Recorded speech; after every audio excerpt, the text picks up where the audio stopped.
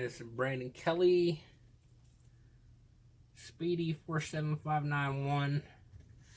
If you're watching from Twin Galaxies.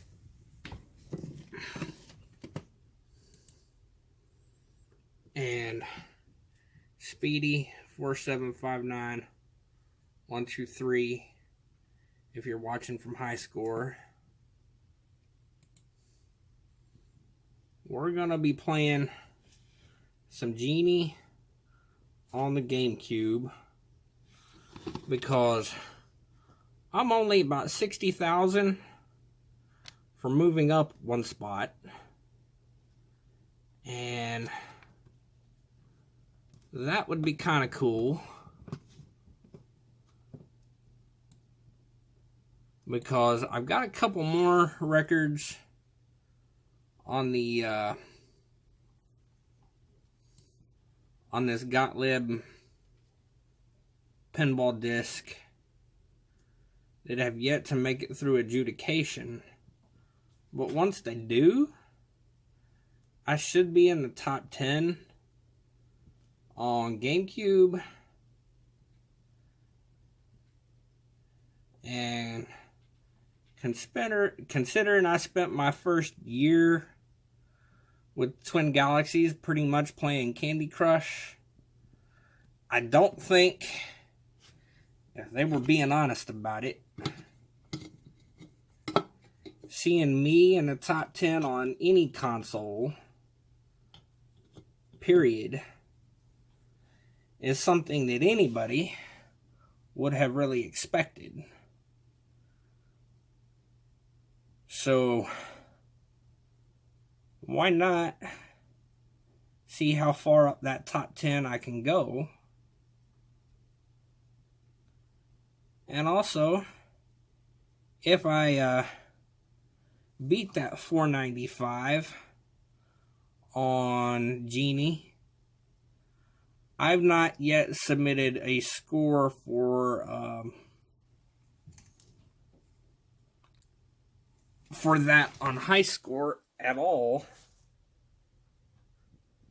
So I can actually accomplish quite a bit with just that one little score.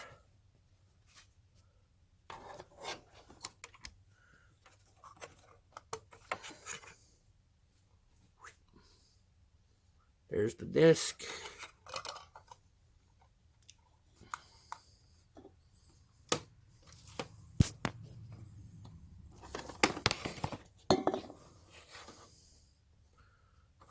Cannot get the door to stay closed without putting something on top of it.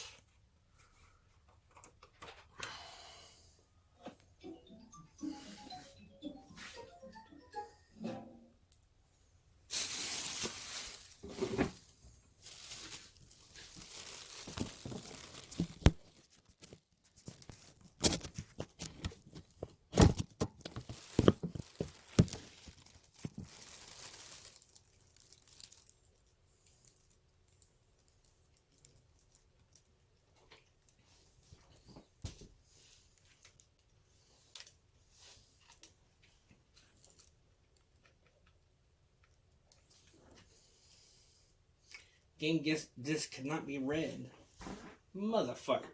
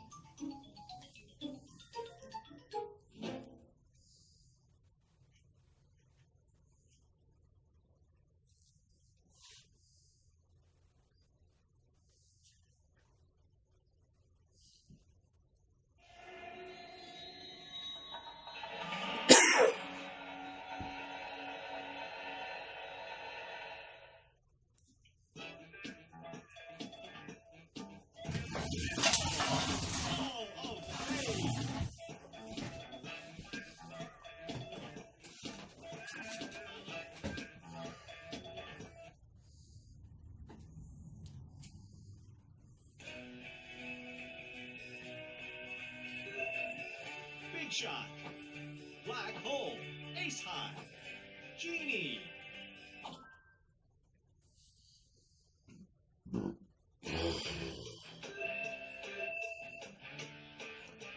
Three balls. Beat it. Exit. Already.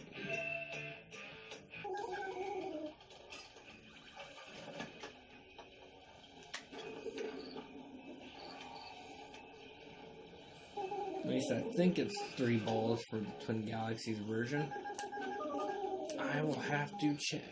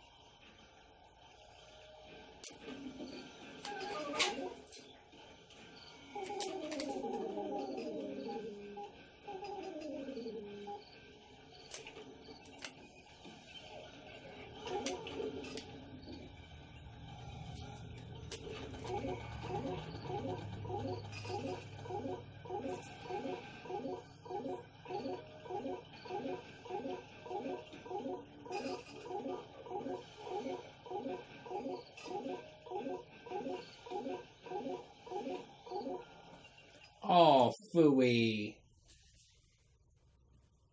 If I hadn't got up to such a slow start, we'd have made it.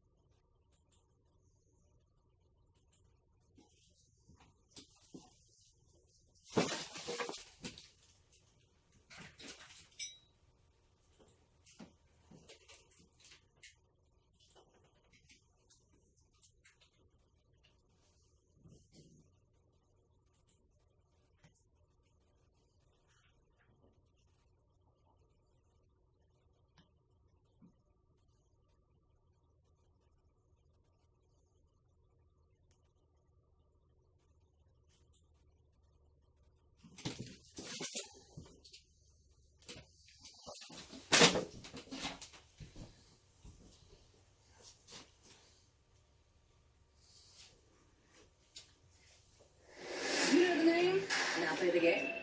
MTG Arena is your gateway to the CCG that's...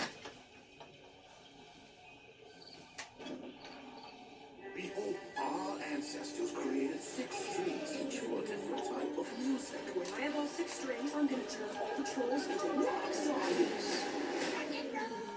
Phooey.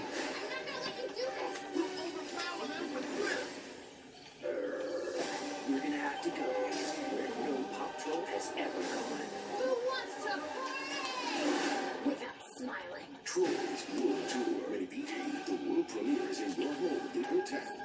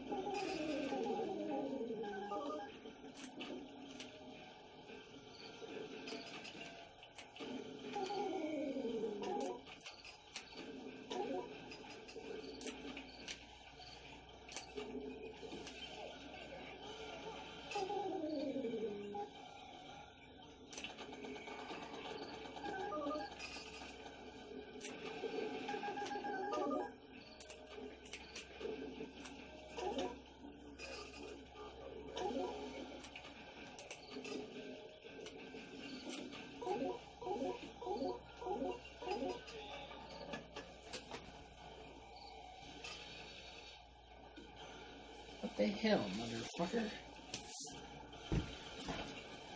I wanted noise. Ow! Noise, give me noise.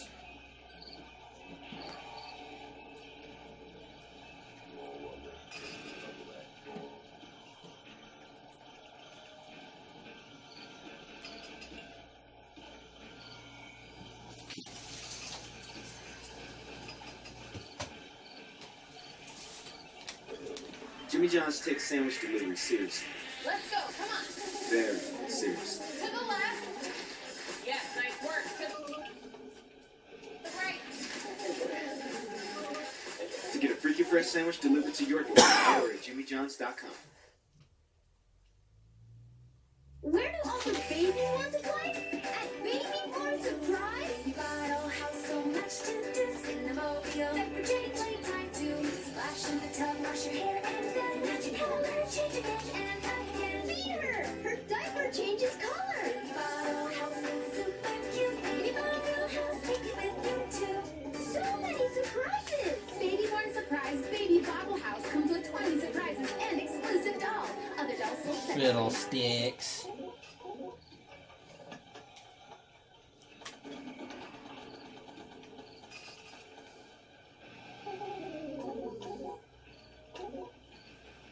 Hello and welcome to the return of Hooded Cobra Commander 788. After my extended hiatus, I come back to find we're in a global pandemic with a deadly virus going around. Under the circumstances, talking about old action figures doesn't seem that important. Nonetheless, I want to let everyone know that I'm back making regular content. I should have a live stream on Tuesday, and I miss you guys, and I'm glad to be back with you guys. I hope everyone is taking the crisis seriously and is taking the appropriate measures to stay safe. We will get through this together, and I would like for all of you to still be with us at the end of this. So please, as much as you can, stay at home, avoid contact, and wash your hands.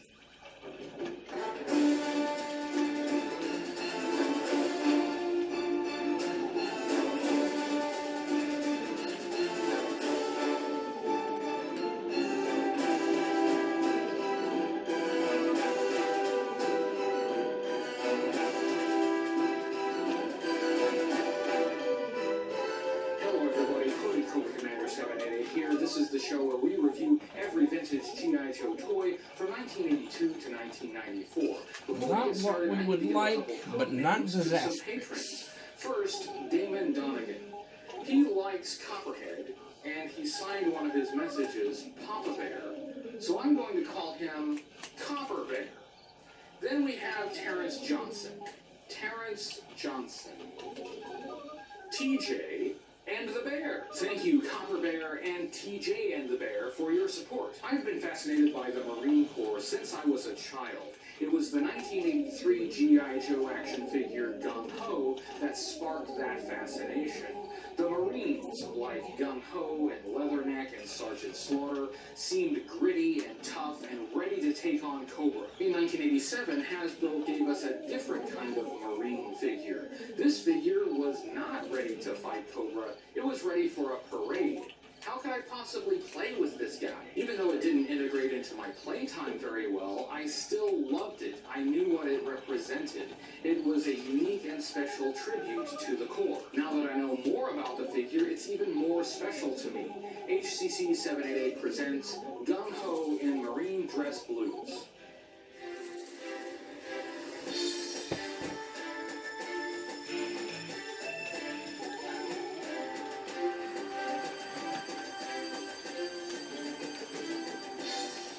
This is 1987 Gung Ho version 2, G.I. Joe's Marine in Dress Blues.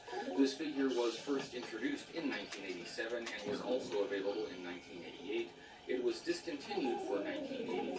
Overstock of the figure was repackaged with different accessories and sold at a G.I. Joe convention.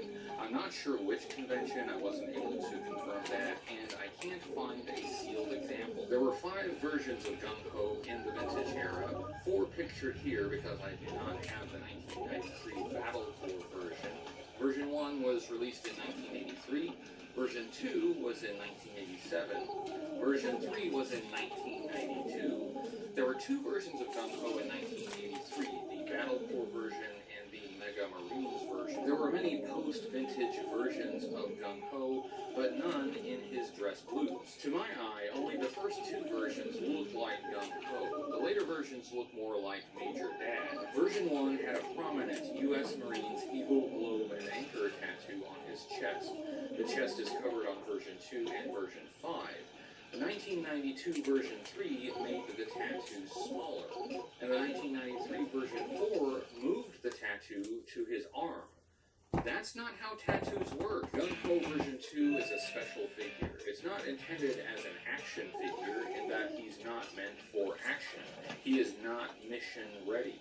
His uniform is unsuitable for the field, and his only weapon is ceremonial. In fact, the blue dress uniform would never be worn for combat. Marine uniform regulations prescribe it for specific occasions. The blue dress A uniform may be worn for parades, ceremonies, and formal or semi-formal social functions, for NCOs and below throughout the year, and for officers and SNCOs as appropriate to the season, or those occasions requiring uniformity with NCOs and below. The Dress A uniform will be worn for the following official, military/social occasions: parades, ceremonies, reviews, solemnities, and entertainments when the commander/senior officer present desires to pay special honors to the occasion.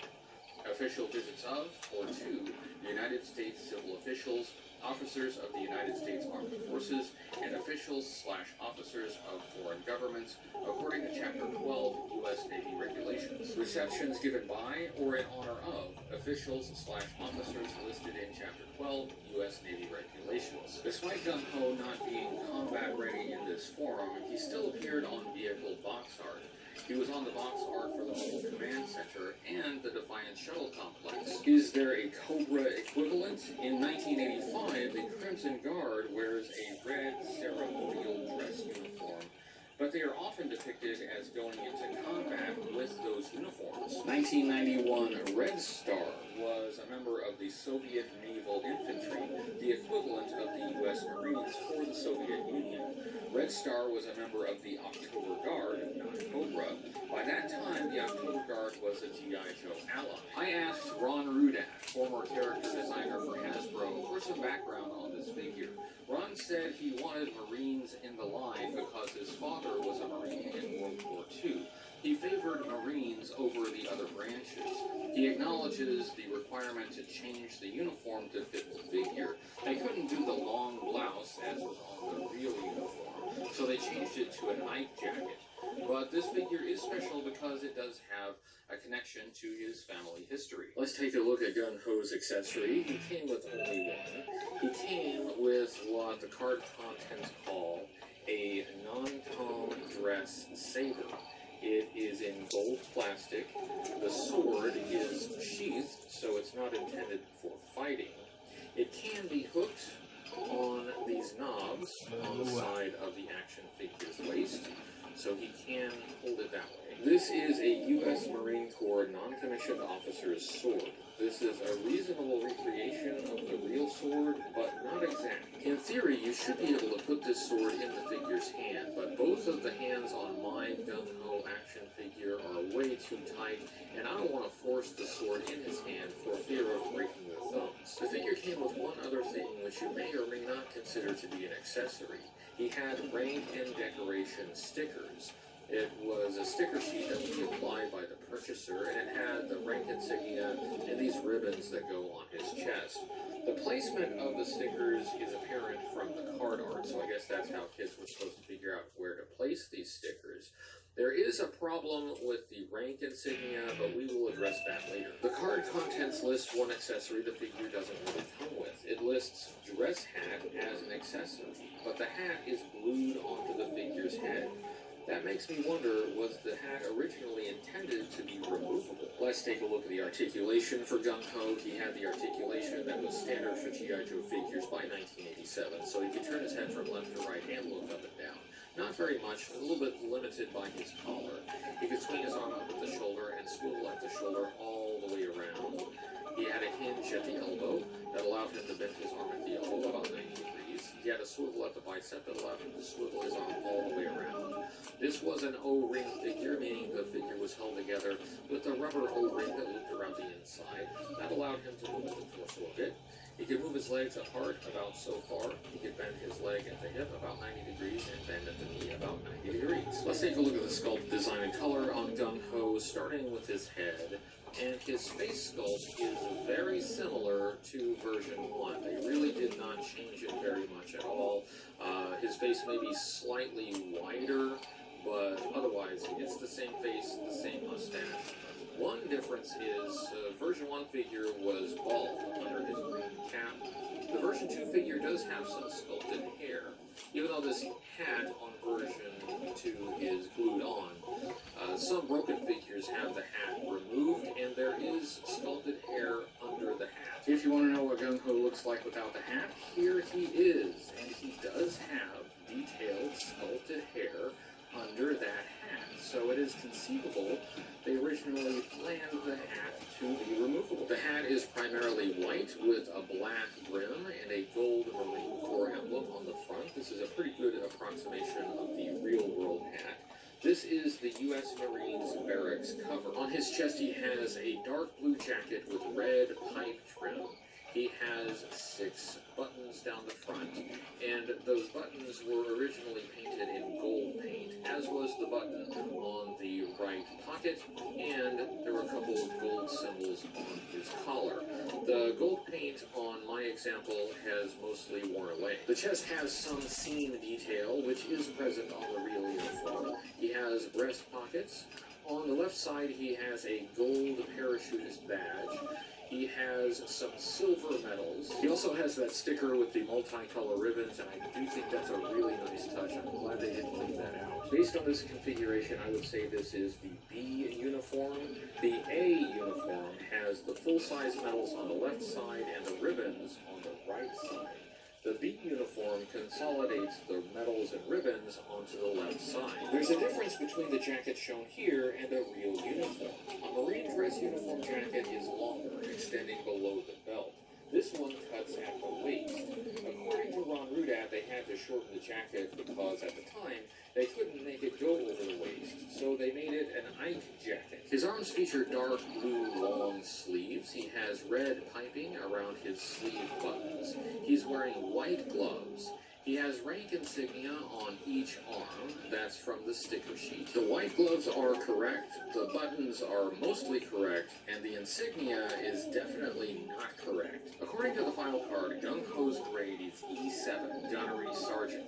For that rank, he should have 3 upper stripes, 3 lower stripes, and rifles in the center. This sticker has 4 lower stripes and an indistinguishable dot in the center. It could be either a Master Gunnery Sergeant or a Sergeant Major, both of which are E9. His waist features a white belt with a gold belt buckle in the center. And I think I have the extra ball lit. That's the sad part. It doesn't really look like that.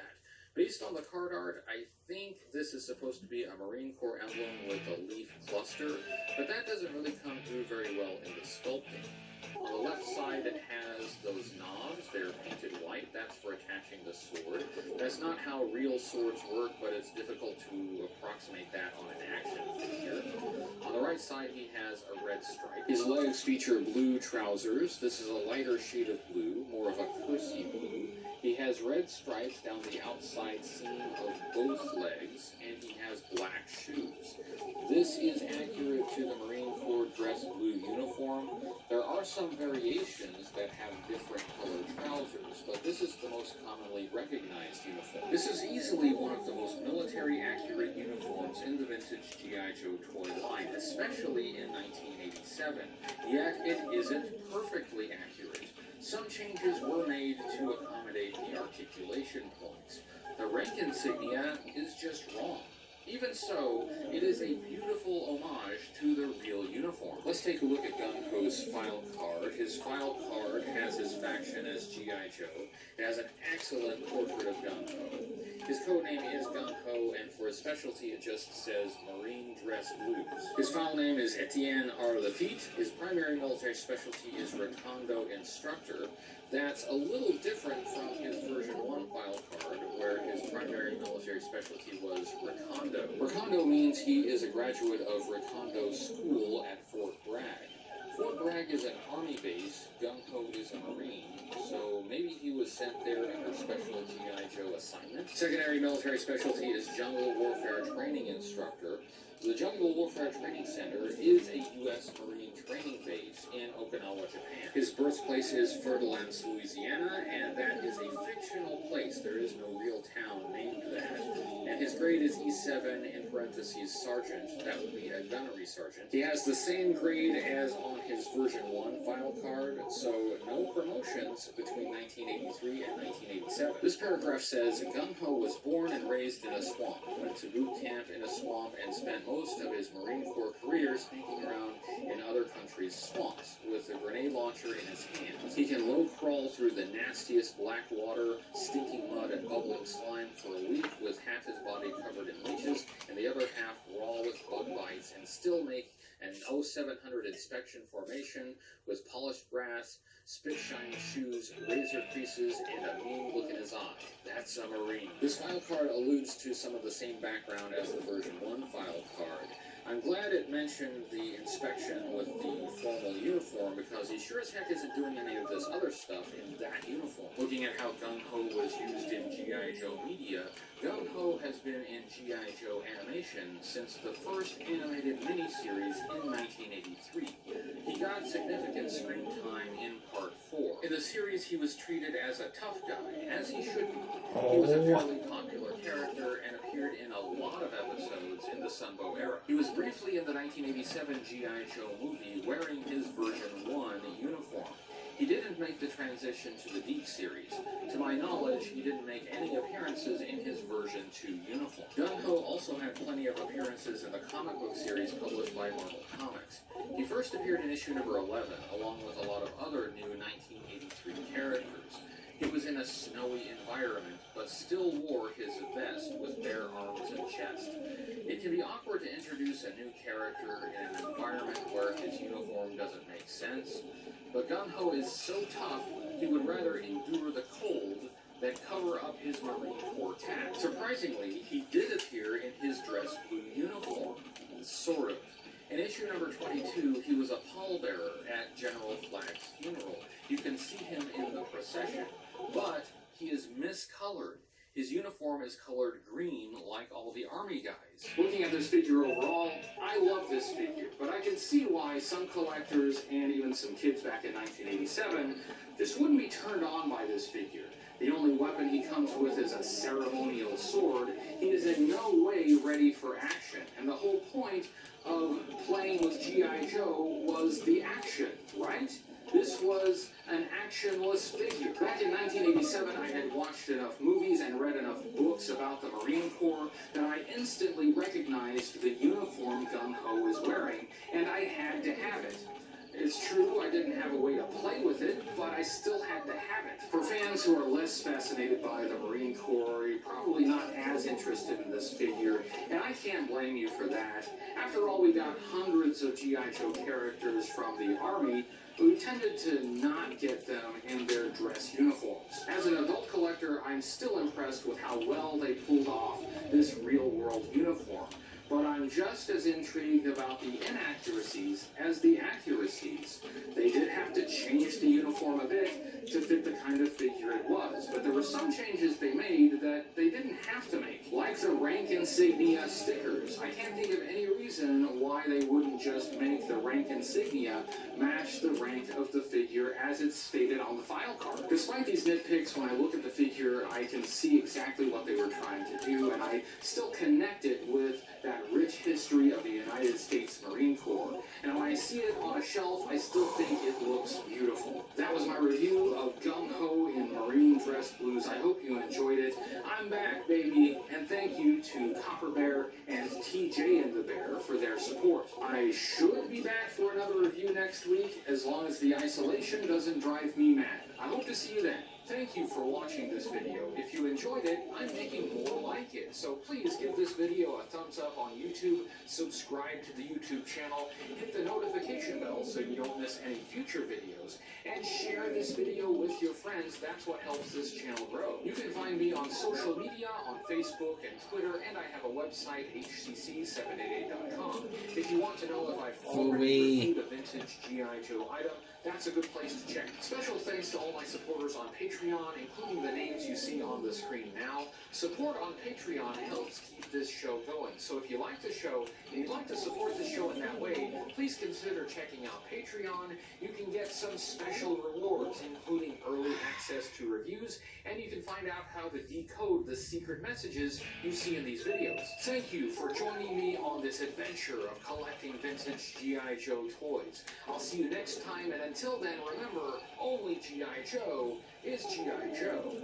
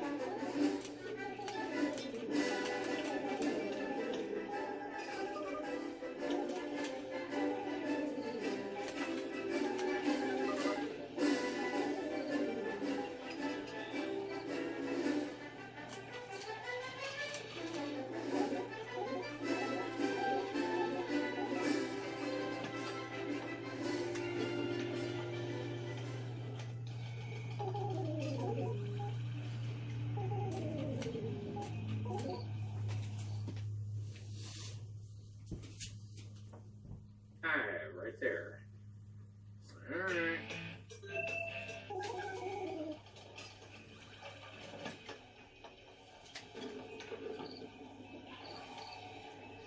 I don't think this is working, so let's stop for a second.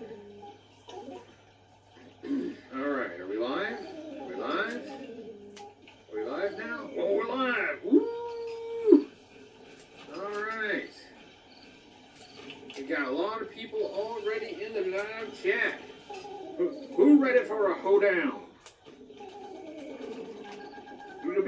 It'll be a Yo-Joe hoedown. Hey, comic tropes and group. Green Yeti, hello, JoeFan22, Sparkster, hello, Jedi DB, and the Killer Weezer. Costume. This is my formal wear. Hi, Cobra Island and Sean, J.K. Sears and Sparkster, Axel Foley. Hi, Doug, and action figure expert. Hello, Rob the Timekeeper. Zathras and Mikey. Hello, Miami from the United States. Hey, Byron. Hello, Byron and Brandon Knight. And Brandon says, check the P.O. box on Wednesday. Well, I will then. I will. Hello, Agnetha and Steven and Chad. All right, the gang is all here. We are ready to rumble. Hey, SEO toy reviews and the human mechanism. We got a Cobra Convergence reunion, a Cobra Convergence convergence, if you will.